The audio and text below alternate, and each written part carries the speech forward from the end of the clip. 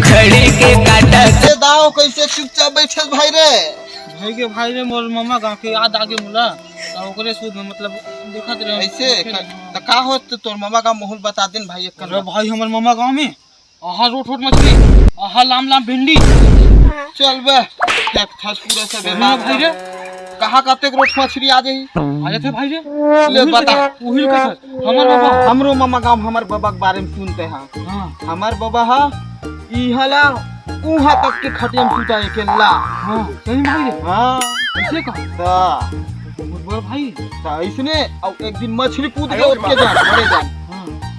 अब कहां के मछली जान था वही तोर मामा गांव वाला फट ले उहल कूदी ते खटिया में गिर गया हमार चल ना तो कहूं दिक्कत ठीक से आ गई ले तो तोरे बाबा कुला लागा जो हर संगवादी हो हमारे मन के छोटे से YouTube चैनल है अगर आप मतलब ये वीडियो पसंद आई सही तो लाइक करो सब्सक्राइब करो धन्यवाद।